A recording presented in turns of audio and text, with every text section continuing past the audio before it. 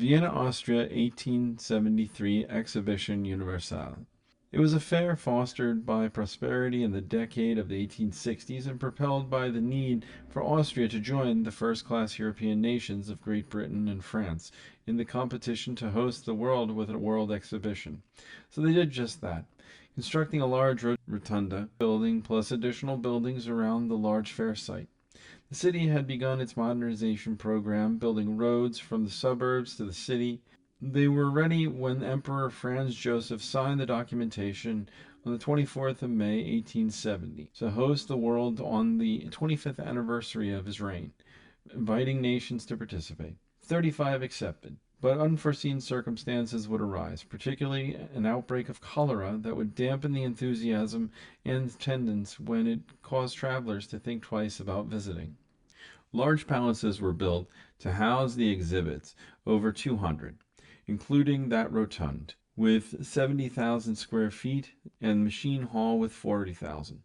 The Kaiser Pavilion was the architecturally wonder of the event. Small national pavilions surrounded the large exhibit halls. It was a festive atmosphere when the king opened the exhibition on the 11th of May, 1870. The cultural aspects were lauded. The site was magnificent. British India, China, and Japan were seen as the stars of the international show. But oh, those circumstances.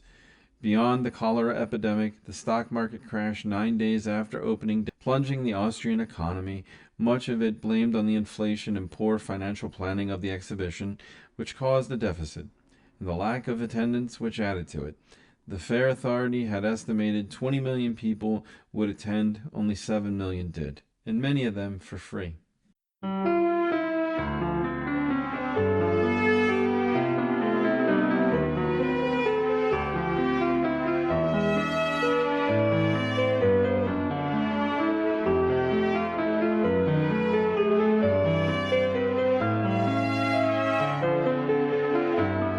Historian's perspective. Monica Ziegler. At the beginning, most of the people were glad to have this event in Austria. Later on, when not so many visitors came to the fair as expected, and the whole economic time was bad, people became more negative. Black Friday. The fair brought some new things for the infrastructure, streets, tram lines, etc. Concerning architecture, attempts were made to build something extraordinary, in this case a big rotunda, but in my opinion, it wasn't a real new invention. The breakdown of the bourse, so a lot of business, brought big damage to the fair's success. A lot of Austrian businessmen had to close their business. The World Fair in 1873 in Vienna was a sign for the future.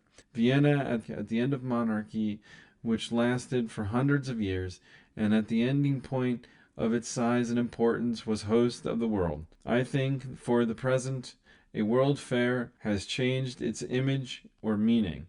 Nowadays, it's normal to have contacts all over the world, but in 1873, it was really something special, e.g. to have guests from Asia.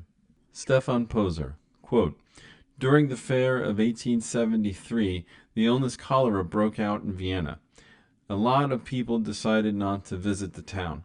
Second, a stock market crash happened. At the end of the fair, there was to accept a huge financial deficit. In 1873, the aspect working conditions of female workers was new. One pavilion was dedicated to this subject, seen as part of the so-called social question theme. In the view of historians, the new subject of 1873 is interesting. Nevertheless, there was only a quite small exhibition on it. It is still a theme of nowadays." Thank you for watching our video. Please remember to like, share, leave a comment, and subscribe. It really helps us grow the channel. Also, if you're looking for more history-related content, then we invite you to head over to our website, americasbesthistory.com. There you'll find hundreds of well-researched articles on a plethora of topics ranging in dates from 1491 to the present day. We upload new articles weekly. Hope to see you there.